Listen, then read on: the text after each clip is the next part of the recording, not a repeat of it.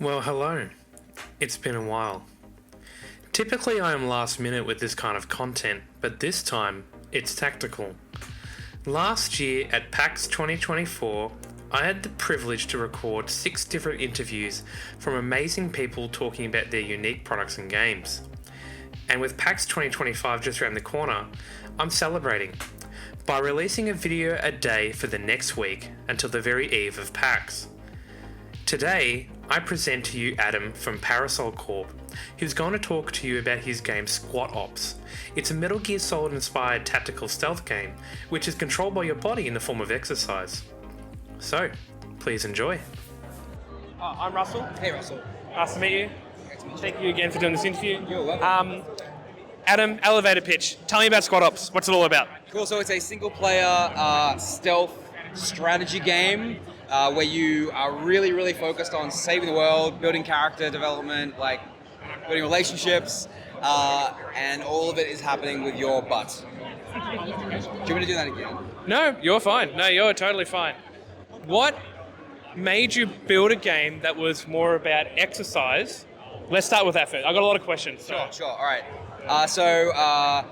During the pandemic, obviously, I got Ring Fit Adventure, and I was like, this is awesome. I'm a big fan of like Zombies Run and stuff like that as well. There are things that I really value in video games, like character development, stuff like that. I felt like the fitness game kind of like genre is underrepresented, and so I was like, I'll just make one myself. Perfect. Also, I like Metal Gear Solid, obviously. Yeah, good combo, yeah. I mean, that kind of answers one of the questions. So obviously Metal Gear Solid, that was a very heavy influence on what... Legally distinct, but very inspired by, yeah. There's like a PlayStation 1 crunchiness that Metal Gear Solid sort of like encompasses. There's like this sort of like high, like low texel definition kind of like super chunky, I could just call it crunchy vibe that like, it's really charming, I think. Yeah, awesome. No, that's really cool. I like how you got like your information like calories and stuff burnt.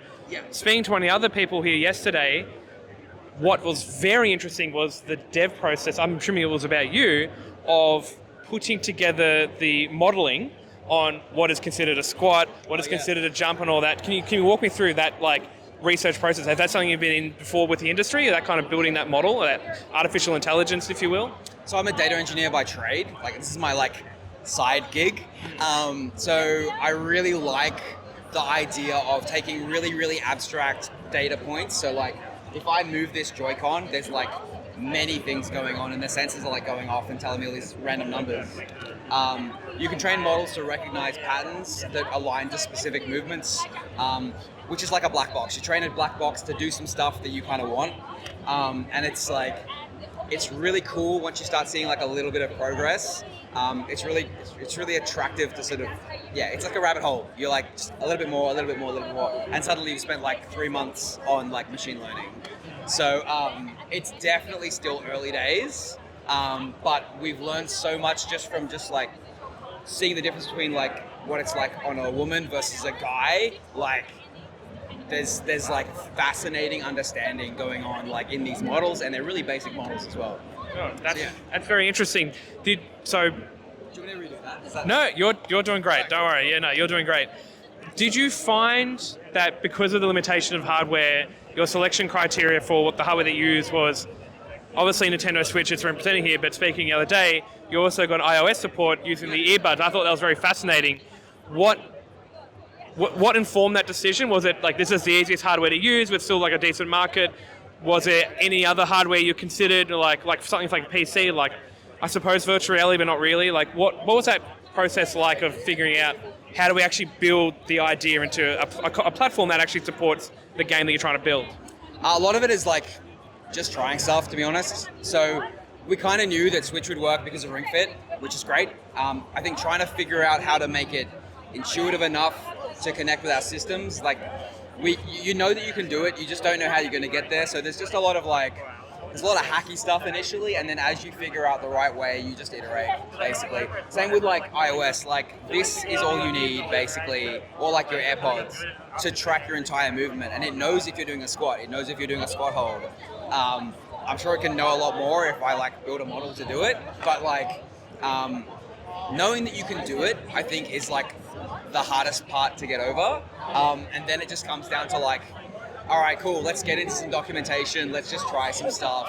I've got like a lot of real messy code, but like it's in service of understanding, and then you can just clean it later. Yeah. Have you considered other hardware platforms that could potentially run this as well, or? So Switch is the limited kind of like contender, and it runs great, which we're really happy about. Yeah. Like this is a really old system, and it still works fine. So it's given us a lot of confidence to play around with it. Like the PC is obviously going to be light years ahead of a Switch.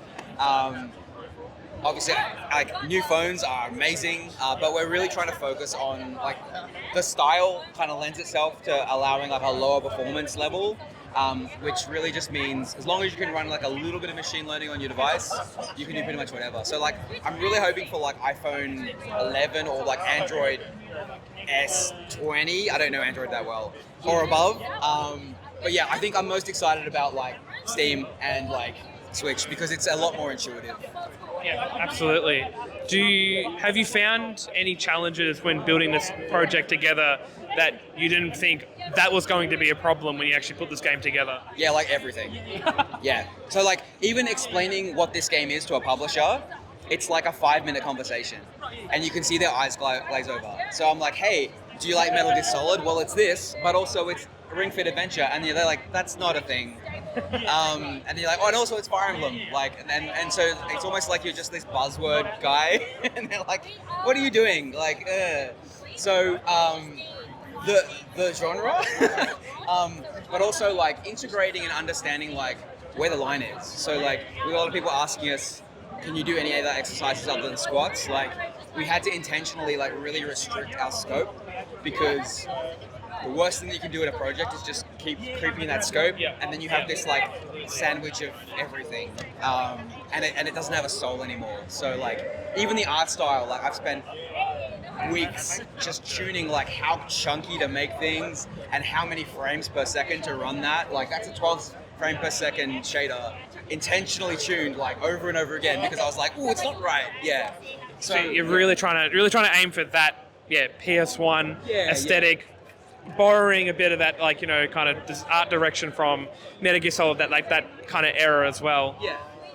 MA15 rating. So obviously very story driven. It's not just about the exercise. I mean, yeah. So it's not actually MA. I think like PAX were in a hurry. Okay. We don't do much more than say the word damn.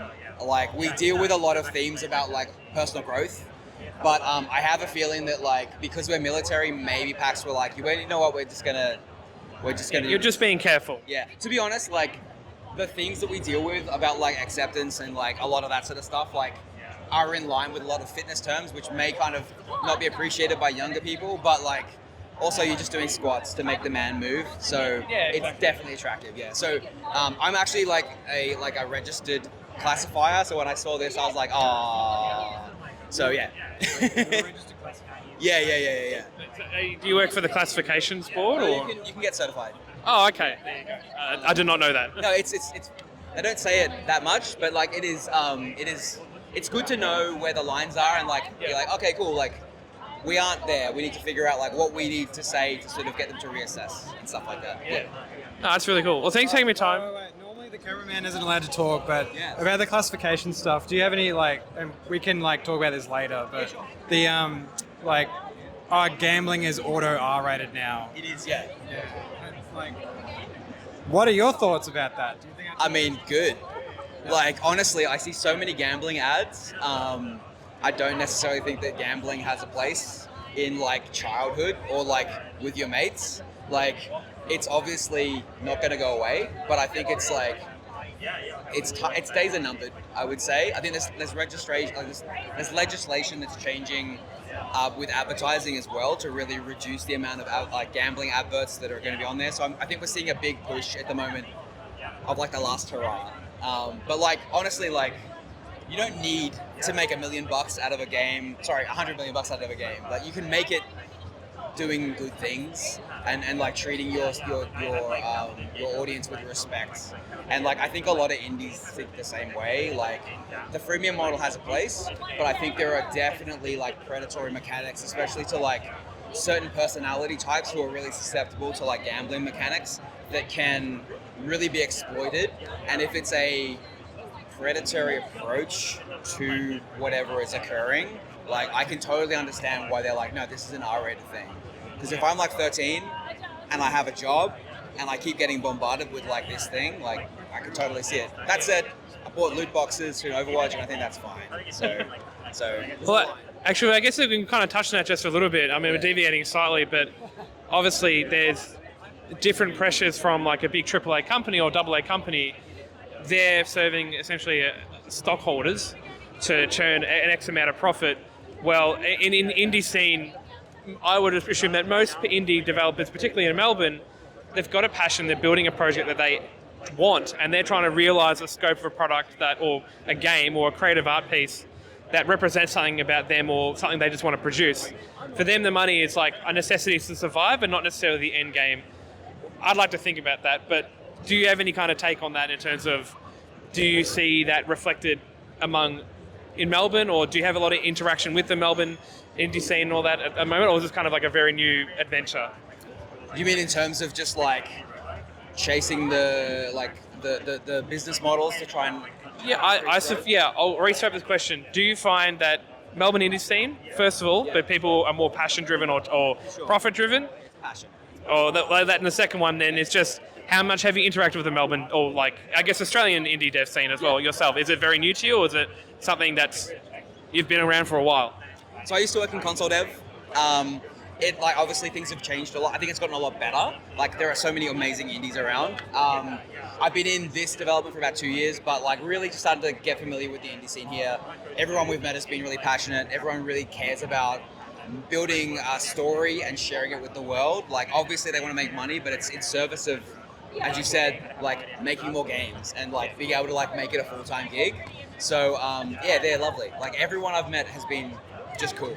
And like we had some guys that like had some delivery issues, and like the indies rallied around like just supplying with whatever they heard like they could to sort of help. So it's a rad scene to be in. That's genuinely, it sounds like there's a very powerful community behind it. So you're not really left in the lurch. So that's awesome. Okay, back in the game really quick. Sure. Expected release date, and any other thing you would like to mention about your game before we end this interview?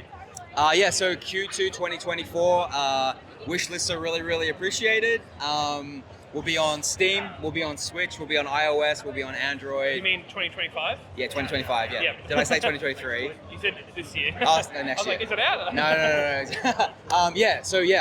Really looking forward to feedback. We're doing some Twitch integration as well, which is going to be awesome. Like, That's really cool. like Okay. chat being able to dunk on like the streamer by spawning new guards and stuff like that. The feedback has been really positive around like that concept, so we're definitely prioritizing that. Yeah. Awesome. Thank you so much, Adam. You have a great rest of your PAX, and thanks for doing this interview. Awesome. Thank you very much. All right, cheers.